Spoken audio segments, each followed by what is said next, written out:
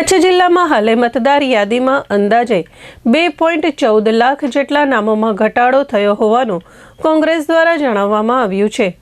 બાકી રહેલા આશરે 16 લાખ મતદારોની ચકાસણી કરવામાં આવશે તેમ પણ જણાવાયું છે। ચાલુ સુધારણા કાર્યક્રમ અંતર્ગત બીજા રાજ્યોમાંથી આવી અહીં નામ નોંધાવનાર મતદારોના નામો દૂર કરવા જોઈએ તેવી માંગ કોંગ્રેસે કરી છે।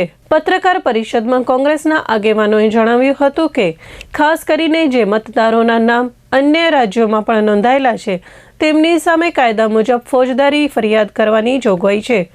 આવા ડબલ નામ ધરાવતા મતદારોને એક જ રાજ્યમાં પોતાનું નામ રાખવા સૂચના આપવામાં આવી છે। બોગસ મતદારોના આધારે ભાજપ ચૂંટણી જીતે છે એવો આક્ષેપ પણ કોંગ્રેસ દ્વારા કરવામાં આવ્યો હતો। આગેવાનોએ વધુમાં જણાવ્યું હતું કે ચૂંટણી પંચ નિષ્પક્ષ રીતે કાર્ય કરે તે અત્યંત જરૂરી છે। દેશના લોકતંત્રને બચાવવા એક મત મહત્વનો હોવાનું તેમણે ભારપૂર્વક જણાવ્યું હતું। આગામી તારીખ 16થી પ્રથમ મતદાર યાદીનો ડ્રાફ્ટ જાહેર થશે ત્યારે કોંગ્રેસ દ્વારા તેની સઘન ચકાસણી હાથ ધરવામાં આવશે। દરેક બૂથ પર કેટલા મતદારો ઘટ્યા અને કેટલા વધ્યા તેની વિગતવાર તપાસ પણ કરવામાં આવશે। આ પત્રકાર પરિષદમાં કચ્છ જિલ્લા કોંગ્રેસના પ્રમુખ વી.કે. હુંબલ, ઉપપ્રમુખ રામદેવસિંહ જાડેજા, મંત્રી એચ.એસ. આહિર સહિતના કોંગ્રેસના આગેવાનો ઉપસ્થિત રહ્યા હતા અને તેમણે આ મુદ્દાઓ જાહેરમાં રજૂ કર્યા હતા। અત્યારે ગુજરાતની સાથે સાથે આપણે કચ્છ જિલ્લામાં પણ મતદાર સુધારણાનો કાર્યક્રમ ચાલી રહ્યો છે, પરંતુ જ્યારે એસઆઈઆરની શરૂઆત નહોતી થઈ એનાથી અગાઉ પણ અમે પ્રેસ મિટિંગ કરી અને કચ્છ જિલ્લામાં 1 લાખથી વધારે બોગસ નામો છે એવી અમે પ્રેસમાં જાહેર કરેલું હતું, જે આજ સાબિત થવા જઈ રહ્યું છે। અત્યારે કચ્છમાં જે હમણાં આંકડા અમારી પાસે જાણવા મળ્યા છે કે આજની તારીખે કચ્છમાંથી 2,14,000 જેટલા નામો કમી થયા છે। ક્યાંક ને ક્યાંક શિફ્ટિંગ થઈ ગયા છે, સ્થળાંતર થઈ ગયેલ છે કે મરણ પામેલા છે। કુલ આંકડો 2,14,000। બાકીના જે મતદારો છે 16 લાખમાંથી 14 લાખ જેટલા મતદારો આવ્યા છે। એમાં પણ હજી માની લો એના ફોર્મ છે અત્યારે સ્વીકારી લીધા છે, પણ એમાં ક્યાંય અધૂરાશ હશે તો એને નોટિસ આપશે।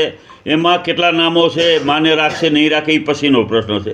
પરંતુ અત્યારે જે રીતે અત્યારે સુધારણા કાર્યક્રમ ચાલી રહ્યો છે કે કચ્છમાં બીજા રાજ્યોમાંથી અનેક લોકો આપણા કચ્છમાં આવ્યા છે, તો એના નામો છે એ ખરેખર અહીંયાથી નીકળી જવા જોઈએ। કોઈ પણ માણસના 2 નામ રહેવા જોઈએ નહીં। તેમ છતાં એવી કોઈ સિસ્ટમ અત્યારે ચૂંટણી પંચ પાસે નહોતી કે 2 નામ હોય તો એને ખ્યાલ આવી જાય। પરંતુ હજી પણ અમે કહેવા માગીએ છીએ કે હજી પણ આના પછી જે આંકડા આવ્યા છે એમાં હજી ઘણા બધા એવા લોકો છે કે જે ડબલ નામ બીજા રાજ્યોમાં પણ ધરાવે છે। ત્યારે ચૂંટણી પંચે એના ફોરમમાં સ્પષ્ટ કીધેલું છે કે જે 2 નામ હશે ડબલ નામ હશે એની સામે ફોજદારી ફરિયાદની જોગવાઈ છે। તો આવા જે 2 નામ હોય એમને પણ અમે કહેવા માગીએ છીએ ને ચૂંટણી પંચને પણ જ્યારે ડ્રાફ્ટ યાદી જાહેર થશે ત્યારે ખ્યાલ પડશે કે કયા 2 નામ છે, તો અમે પણ ફરિયાદ કરીશું। તો આવા જે ડબલ નામવાળા છે એને ખરેખર પોતાનું નામ અહીંયાથી કમી કરો, એક જગ્યાએ ગમે ત્યાં રાખે, યા તો અહીંયા રાખે યા તો એના પોતાના રાજ્યમાં રાખે। એટલે ખોટા ને બોગસ નામે અત્યાર સુધીમાં ભાજપ ચૂંટણી જીતતા આવ્યું છે। અમારા રાષ્ટ્રીય નેતા જે રાહુલજી વારંવાર કહી રહ્યા હતા કે દેશમાં ખૂબ મોટે પાયે મતચોરી થઈ રહી છે અને વાસ્તવિક આજે સાબિત થવા જઈ રહ્યું છે। અમે તો 1 લાખની વાત કરી હતી, કારણ 2 લાખથી વધારે તો આંકડો આવી ગયો કે 2,14,000 જેટલા નામો નીકળી જાય છે। તો મતદાર યાદી ચૂંટણી પંચ છે અમે એટલું જ કહેવા માગીએ છીએ કે નિષ્પક્ષીય રીતે કોઈના દબાણ હેઠળ કામ ન કરે અને લોકતંત્ર બચાવવું હશે તો સાચી મતદાર યાદી જરૂરિયાત છે। એક પણ બોગસ નામ નહીં રહેવું જોઈએ, કારણ કે આપણા બંધારણમાં અધિકાર આપેલ છે। ગમે એટલો ઉદ્યોગપતિ પૈસાદાર હોય, તવંગર હોય કે ગરીબમાં ઝૂંપડામાં રહેતા હોય, બધાને એક મતનો જ અધિકાર છે અને આ દેશમાં લોકતંત્ર બચાવવું હશે તો એક જ જણો એક મતદાન કરે તો જ સાચી લોકશાહી ગણાશે। અત્યારે ભારતીય જનતા પાર્ટી વાળા આપણે જોઈ રહ્યા છીએ કે 4 વાગ્યા પછીનું એના મતદારના આંકડાની ટકાવારી ખૂબ ઊંચી જાય છે। તો અત્યાર સુધી આ બોગસ મતદારોને સહારે ક્યાંક ને ક્યાંક એ ચૂંટણીઓ જીતતા આવ્યા છે। ત્યારે અમે અત્યારે હવે જ્યારે 16 તારીખના આપણે આગામી 16 તારીખ છે એમાં મતદાર યાદી જ્યારે પ્રથમ ડ્રાફ્ટ જ્યારે પ્રસિદ્ધ થવાનો છે ત્યારે અમે પણ એમાં જોશું। અમારા BLO આખા કચ્છ જિલ્લામાં દરેક બૂથ ઉપર અમે નિમ્યા છે, દરેક બૂથ ઉપરની મતદાર યાદી પણ અમે ચેક કરશું। હવે તો આપણે માની લો ટેકનોલોજી આવી છે કે અપલોડ પણ કરી દેવામાં આવી છે વેબસાઇટ ઉપર, તો ત્યાંથી પણ આપણને જાણકારી મળી જશે કે કયા બૂથ ઉપર ક્યાં મતદારો કેટલા કમી થયા, કેટલા મરણ પામ્યા છે, કેટલા અહીંયાથી શિફ્ટિંગ થયા છે। તો આ બધી યાદીઓ છે. મેં તમને પહેલાં કીધું હતું કે ઘણા ઉદ્યોગો એવા છે, ઉદ્યોગપતિઓએ પોતાના નામો આ મતદાર યાદીમાં દાખલ કરાવી દીધો. સારી વાત છે, સાચી લોકશાહી આવશે. કારણ કે આ ગ્રામ પંચાયતમાં ઘણા સરપંચો આવા ખોટા નામોના ઇશારે, કંપનીઓના ઇશારે મૂળ ગામના લોકોની ભાવનાને એક બાજુ રાખી પોતાનું મનમાન્યો સરપંચ બનાવતા હતા. એના ઉપર અંકુશ આવશે. જેમ એસઆઈઆરની કામગીરી કરી, એસઆઈઆરની કામગીરી સારી વાત છે, 2002માં પણ થઈ હતી, એના અગાઉ પણ થઈ હતી, થતી રહે. પણ આ વખતે જે ચૂંટણી પછી નિયમો બનાવ્યા છે એ ક્યાંક ને ક્યાંક ખોટા છે.